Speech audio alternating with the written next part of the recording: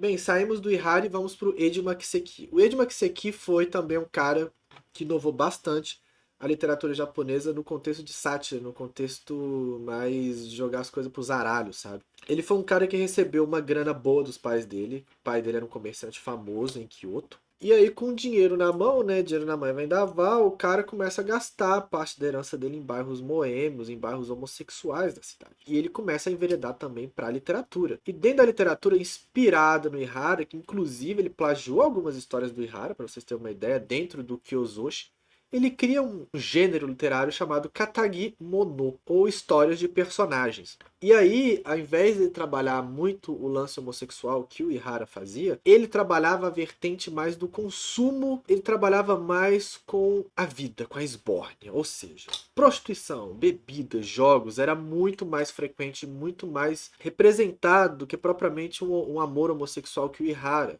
fazia, sabe? E aí o foco dessas histórias era muito mais dentro do indivíduo, né? O egoísmo, a individualidade do ser humano, a individualidade do indivíduo, do que propriamente com algo maior ou algo envolvendo outras pessoas. Ah, Matheus, mas qual a diferença do Kyozoshi pro Katagimono?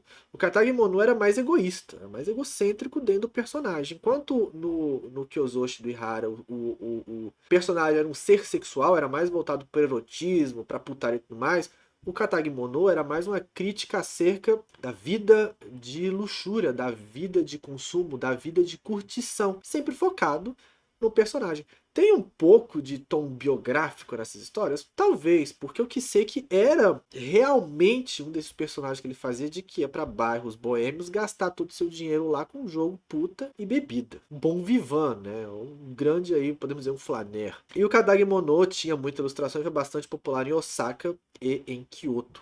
Já o Kyozoshi era mais focado em Edo. E aí, depois de um tempo, com vários autores começando a pegar o lance do Katagimono, vai ser popular em Edo. Duas histórias famosas que o Edima fez. O Seiken Musuko Katagi, que acompanha a história de jovens libertinos e gastadores, óbvio. E outro que foi polêmico, de 1700, chamado Gozen Gikeiki, que foi uma paródia. Ele pega, né, o exemplo do Ihara do Kyozoshi, a história homossexual de figuras masculinas, um mais fraco, um mais forte, tudo mais. E ele pega e faz uma paródia com uma relação amorosa e pederasta entre o Yoshitsune, que foi um shogun famoso no Japão, e o monge Benkei, que foi um dos melhores amigos dele. Então aqui a gente já consegue ver, sabe a cultura do chip que a gente tem hoje em dia, que várias pessoas criam chips, tipo, eu quero que, por exemplo, quem lê Naruto, eu quero que o Naruto se relacione com o Sasuke, que eles se casem, vivam juntos, e as pessoas fazem fanfics, outros fazem mangás paródia com esse tipo de coisa. Então, aqui a gente pode colocar aí que foi um proto do Jishin, um proto chip, né, em que o Kiseki via uma relação amorosa entre o Yoshitsune e o Benkei. Eles eram muito amigos e tudo mais. Então ele faz essa história e foi uma polêmica boa, né? Porque o Yoshitsune é uma figura famosa no Japão e bastante celebrada, né? Então nem digo que foi polêmica, né? Que teve umas represálias aí por parte social, por parte do governo e coisa do tipo. Mas a crítica, né? Fez sucesso. A galera comprou a ideia e tudo mais. Então sempre tem aquela coisa, né? A briga de lados que são a favores e contra a arte e tudo mais. Nada que a gente não vê hoje em dia na nossa sociedade, né? Aqui são algumas ilustrações do Seike Musuko Katagi, né?